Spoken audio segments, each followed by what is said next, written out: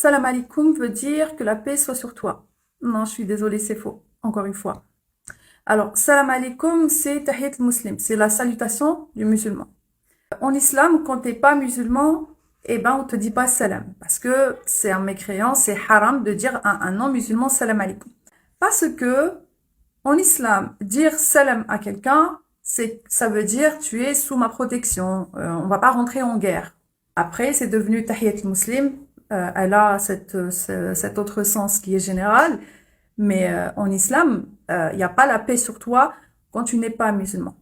Et revenons au sujet de la dame, ce n'est pas parce qu'elle m'a dit salam qui m'a dérangé. J'ai ma famille qui est musulmane, à chaque fois que je leur parle, ils me disent salam.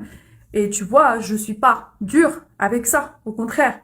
Mais quand il y a une personne qui vient te dire avec hostilité, chez nous, parce qu'on est algérien, on dit salam, parce qu'on est musulman, on dit salam, ça pose problème. Et c'est de ça que j'ai parlé. D'ailleurs, je n'ai même pas dit les musulmans, j'ai dit les croyants, pour justement ne pas faire cet amalgame.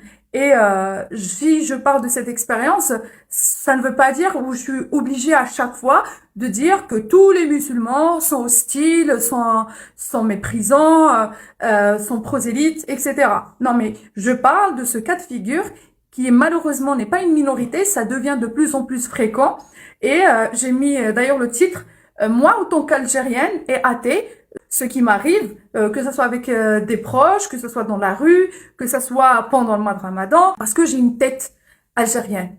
Et c'est ça ce que j'ai parlé. En fait, à chaque fois, quand vous essayez d'interpréter uniquement ce qui vous dérange et vous ne comprenez pas le fond du sujet, eh ben, ça donne cette impression comme quoi c'est nous qui sommes durs et que quand on est en France, on n'est pas obligé d'ailleurs de dire salam, on dit bonjour, ou en algérien, on dit sabah al khair, parce que c'est plus neutre, c'est plus universel, et on n'a pas à imposer la salutation à l'autre, ni les coutumes et la façon de faire aux autres. Et c'est ce que je dénonce. Mais après, c'est ma famille, je vis avec les musulmans, j'ai aucun souci, je ne suis pas obsessionnelle par les musulmans. Quand je ferme ma caméra, moi, je vis ma vie normalement, je rencontre des gens, je peux être amie avec eux, etc. Moi, c'est l'autorité religieuse, c'est le fanatisme qui me dérange, c'est les textes, comme tu dis.